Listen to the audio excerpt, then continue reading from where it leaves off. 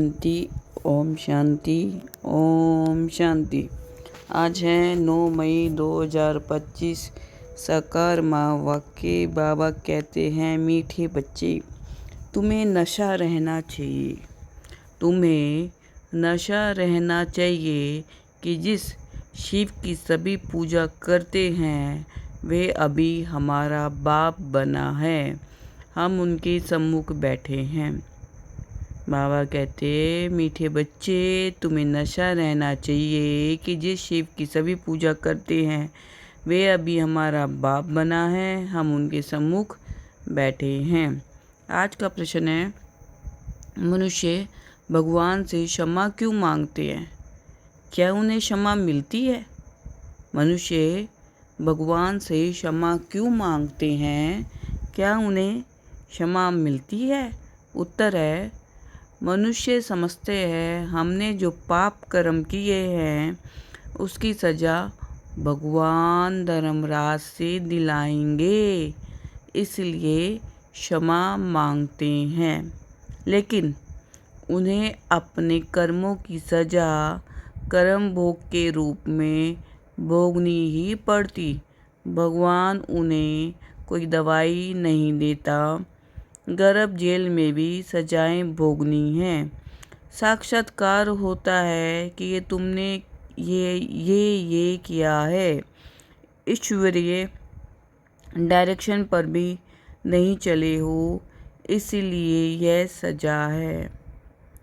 उत्तर है, मनुष्य समझते हैं कि हमने जो पाप कर्म किए हैं उसकी सजा भगवान धर्मराज से दिलाएंगे, इसलिए क्षमा मांगते हैं। लेकिन उन्हें अपने कर्मों की सजा कर्म भोग के रूप में भोगनी ही पड़ती। भगवान उन्हें कोई दवाई नहीं देता। गर्भ जेल में भी सजाएं भोगनी है। साक्षात्कार होता है, तुमने ये किया है। ईश्वरीय डायरेक्शन पर नहीं चले हो, इसलिए यह सजा है। ओम शांति। ये किसने कहा? रूहानी बाप ने कहा। वह है ऊंच ते ऊंच, सभी मनुष्य से भी, सभी आत्माओं से भी ऊंच। सब में आत्मा ही है ना। शरीर तो पाठ बजाने के लिए मिला है। अभी तुम देखते हो सन्यासियों आदि के शरीर का भी कितना मान होता है। अपने गुरु आदि की कितनी महिमा करते हैं। ये भेद का बाप तो गुप्त है। तुम बच्चे समझते हो शिव बाबा ऊंच से ऊंच है, उनसे कोई ऊंच है नहीं। धर्मराज भी उनके साथ है, क्योंकि भक्ति मार्ग में क्षमा मांगते हैं। हे भगवान, क्षमा करना। अब भगवान क्या करेंगे? यहाँ गवर्नमेंट तो जेल में डालेगी। वह धर्मराज गर्भ जेल में दंड देते हैं। भोगना भी भोगनी पड़ती है, जिसको कर्म भोग कहा जाता है। अभी तुम जानते हो कर्म भोग कौन भोगते हैं? क्या होता है? कहते हैं, हे प्रभु क्षमा करो, दुख हरो, सुख दो। अब भगवान कोई दवाई करते हैं क्या?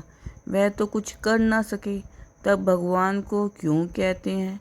क्योंकि भगवान के साथ फिर धर्मराज भी है। बुरा काम करने से जरूर भोगना पड़ता है। गर्भ जेल में सजा भी मिलती है। साक्षात्कार सब होते हैं, बगैर साक्षात्कार सजा नहीं मिलती। गर्भ जेल में तो कोई दवाई आदि नहीं है, वहाँ सजा भोगनी पड़ती है। जब दुखी होते हैं तब कहते हैं, भगवान इस जेल से निकालो। अभी तुम बच्चे किसके सामने बैठे हो? ऊंच से ऊंच बाप है, परंतु है गुप्त, और सभी के तो शरीर देखने में आते हैं। यहाँ शिव बाबा को तो अपना हाथ पांव आदि है नहीं। फूल आदि भी कौन लेंगे? इनके हाथ से ही लेना होगा अगर चाहे तो, परंतु कोई से भी लेते नहीं। जैसे वे शंकराचार्य कहते हैं, हमको कोई छुए नहीं, तो बाप कहते हैं, हम पतितों का कुछ भी कैसे लेंगे? हमको फूल आदि की दरकार नहीं। हमको फूल आदि की दरकार नहीं। भक्ति मार्ग में सोमनाथ आदि के मंदिर बनते हैं, फूल चढ़ाते हैं, परंतु मुझे तो शरीर है नहीं, आत्मा को कोई छुएगा कैसे? कहते हैं हम पतितों से फूल कैसे लेवें, कोई हाथ भी नहीं लगा सकते, पतितों को छूने भी ना दे। आज बाबा कहते कल फिर जाकर नरकवासी बनते हैं, ऐसे को तो देखे भी नहीं, ऐसे को तो देखे भी नहीं। बाप कहते हैं मैं तो ऊंच से ऊंच हूँ, इन सब सन्यासियों आदि का भी ड्रामा अनुसार उद्धार करना है, मुझे कोई जानता ही नहीं। शिव की पूजा करते हैं परंतु उनको जानते थोड़े ही है कि ये गीता का भगवान है और यहाँ आकर ज्ञान देते हैं।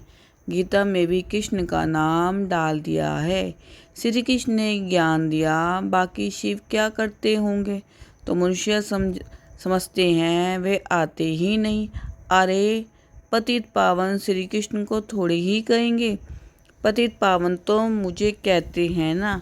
तुम्हारे में भी कोई थोड़े हैं जो इतना रिगार्ड रख सकते हैं, रहते कितना साधारण है, समझाते भी हैं। मैं भी इन साधुओं आदि सबका बाप हूँ, जो भी शंकराचार्य आदि हैं इन सब की आत्माओं का मैं बाप हूँ। शरीरों के बाप जो हैं वह तो है ही, मैं हूँ सभी आत्माओं का बाप। मेरी सब पूजा करते हैं, अभी वह यहाँ सम्मुख बैठे हैं, परंतु सभी समझते थोड़ी है कि हम किसके सामने बैठे हैं। आत्माएं जन्म जन्मांतर से देह अभिमान पर हिरी हुई हैं, इसलिए बाप को याद नहीं कर सकती, देह को ही देखते हैं। देह अभिमानी हो तो उस बाप को याद करे और बाप की श्रीमत पर चले। बाप कहते हैं मुझे जानने के लिए सब पुरुषार्थी हैं, अंत में पूरे देही अभिमानी बनने वाले ही पास होंगे, बाकी सब में जरा जरा देह अभिमान रहेगा। बाप तो है गुप्त, उनको कुछ भी दे नहीं सकते। बच्चियां शिव के मंदिर में भी जाकर समझा सकती है। कुमारियों ने ही शिव बाबा का परिचय दिया है तो कुमार कुमारियां दोनों जरूर। कुमारों ने भी परिचय दिया होगा।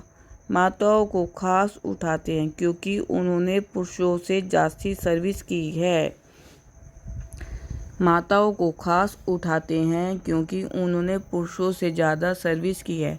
तो बच्चों को सर्विस का शौक़ होना चाहिए, जैसे उस पढ़ाई का भी शौक़ होता है ना। वह है जिस्मानी, ये है रूहानी। जिस्मानी पढ़ाई पढ़ेंगे, ये ड्रिल आदि सीखेंगे, मिलेगा कुछ भी नहीं। समझो अभी किसको बच्चा जन्मता है तो धूमधाम से उनकी छठी आदि मनाते हैं, परंतु वह पाएंगे क्या? इतना समय ही नहीं जो कुछ पा सके। यहाँ से भी जाकर जन्म लेते हैं, परंतु वह भी समझेंगे तो कुछ नहीं। यहाँ का बिछड़ा हुआ होगा तो जो कुछ सीख कर गया होगा उसी अनुसार छोटेपन में ही शिव बाबा को याद करता होगा। यह तो मंत्र है ना, छोटे बच्चों को सिखलाएंगे, वह बिंदु आदि तो कुछ समझेगा नहीं, सिर्फ शिव बाबा कहते रहेंगे।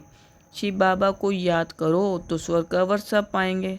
ऐसे उनको समझाएंगे तो वह भी स्वर्ग में आ जाएंगे, परंतु ऊंच पद नहीं पा सकेंगे। ऐसे बहुत बच्चे आते हैं, शिव बाबा कहते रहते हैं, फिर अंतमति सोगति हो जाएगी। ये राजधानी स्थापन हो रही है। अब मनुष्य शिव की पूजा करते हैं, परंतु जानते थोड़ी है, जैसे छोटा बच्चा शिव शिव कहते हैं, समझते नहीं। यहाँ भी पूजा करते हैं परंतु पहचान कुछ भी है नहीं। तुमको बतलाना चाहिए, तुम जिसकी पूजा करते हो वही ज्ञान का सागर गीता का भगवान है, वे हमको पढ़ा रहे हैं। इस दुनिया में और कोई मनुष्य नहीं जो कह सके कि शिव बाबा हमको राजयोग पढ़ा रहे हैं। ये सिर्फ तुम जानते हो सो भी भूल जाते हो। भगवानुवाच, मैं तुमको राजयोग सिखाता हूँ, किसने कहा? भगवानुवाच काम महाशत्रु है, इस पर जीत पहनो। पुरानी दुनिया का संन्यास करो। वह शंकराचार्य, यह शिवाचार्य, वे हमको सिखलाते हैं। श्री कृष्ण आचार्य नहीं कह सकते, वह तो छोटा बच्चा है। सतयुग में ज्ञान की दरकार नहीं रहती है। जहाँ जहाँ शिव के मंदिर हैं वहाँ तुम बच्चे बहुत अच्छी सेवा कर सकते हो। शिव के मंदिरों में जाओ, माताओं का जानना अच्छा है, कन्याएं जाएं तो उससे अच्छा है। अभी तो हमको बाबा से राज्य भाग्य लेना है। बाप हमको पढ़ाते हैं, फिर हम महाराजा महारानी बनेंगे। ऊंच ते ऊंच बाप ही है, ऐसी शिक्षा कोई मनुष्य दे ना सके। ये है ही कलयुग। सतयुग में था इनका राज्य। ये राजा रानी कैसे बने? किसने राजयोग सिखलाया जो सतयुग के मालिक बने? जिसकी तुम पूजा करते हो वे हमको पढ़ाकर सतयुग का मालिक बनाते हैं। ब्रह्मा द्वारा स्थापना, विष्णु द्वारा पालना।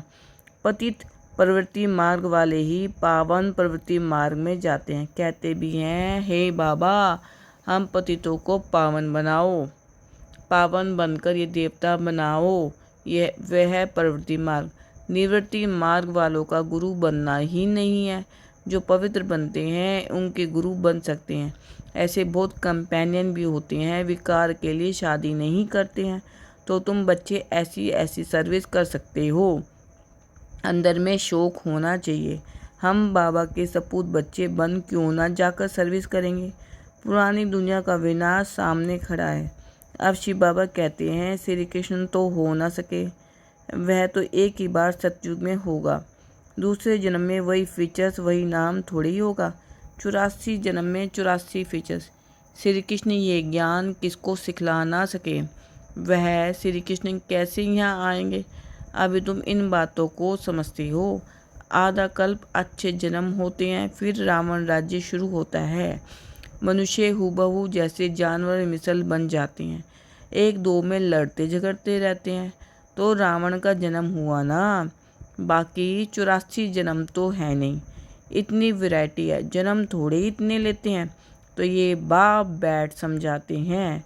वे है ऊंच ते ऊंच भगवान, वह पढ़ाते हैं नेवेस्ट में। फिर यह भी तो है ना, नहीं पढ़ेंगे तो किसी के पास जाकर दास दासियाँ बनेंगे।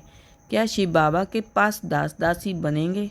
बाप तो समझाते हैं, पढ़ते नहीं तो जाकर सतयुग में दास दासियाँ बनेंगे। जो कुछ भी सर्विस नहीं करते, खाया पिया और सोया, वह क्या बनेंगे? बुद्धि में आता तो है ना, क्या बनेंगे? हम तो महाराजा बनेंगे, हमारे सामने भी नहीं आएंगे। खुद भी समझते हैं ऐसे हम बनेंगे, परंतु फिर भी शर्म कहाँ है? हम अपनी उन्नति कर कुछ पा लें, समझते ही नहीं। तब बाबा कहते हैं ऐसे मत समझो, ये ब्रह्मा कहते हैं हमेशा शिव बाबा के लिए समझो। शिव बाबा को तो रिगार्ड रखना है ना, उनके साथ फिर धर्मराज भी है, नहीं तो धर्मराज के डंडे भी बहुत खाएंगे। कुमारियों को तो बहुत होशियार होना चाहिए, ऐसे थोड़े यहाँ सुना बाहर गए तो खल्लास। भक्ति मार्ग की कितनी सामग्री है। अब बाप कहते हैं विष छोड़ो, स्वर्गवासी बनो, ऐसे ऐसे स्लोगन बनाओ, बहादुर शेरनियाँ बनो। भेद का बाप मिला है, फिर क्या परवाह। गवर्नमेंट धर्म को ही नहीं मानती है तो वह फिर मनुष्य से देवता बनने कैसे आएंगे? वह कहते हैं हम कोई भी धर्म को नहीं मानते, सबको हम एक समझते हैं, फिर लड़ते झगड़ते क्यों हैं? झूठ तो झूठ, सच की रत्ती भी नहीं है। पहले पहले ईश्वर सर्वव्यापी से ही झूठ शुरू होती है। हिंदू धर्म तो कोई है नहीं, क्रिश्चियन का अपना धर्म चला आता है, वे अपने को बदलते नहीं हैं। ये एक ही धर्म है जो अपने धर्म को बदल हिंदू कह देते हैं, और फिर नाम कैसे कैसे रखते, श्री श्री फलाने। अभी श्री अर्थात श्रेष्ठ है कहाँ? श्रीमत भी किसी की नहीं, यह तो उन्हों की आयरन एज मत है, उनको श्रीमत कैसे कह सकते हैं? अभी तुम कुमारियाँ खड़ी हो जाओ तो कोई को भी समझा सकते हो, परंतु योग युक्त अच्छी होशियार बच्चियाँ चाहिए। अच्छा, मीठे मीठे सिकले दे बच्चों प्रति माता पिता बाप दादा का याद प्यार और गुड मॉर्निंग। रूहानी बाप की रूहानी बच्चों को नमस्ते। हम रूहानी बच्चों की भी रूहानी बाप दादा को दिल व जान से, सिख व प्रेम से नमस्ते, गुड मॉर्निंग, शुक्रिया मीठे मीठे बाबा। धारणा के लिए मुख्य सार। अपनी उन्नति करने के लिए बाप की सर्विस में तत्पर रहना है।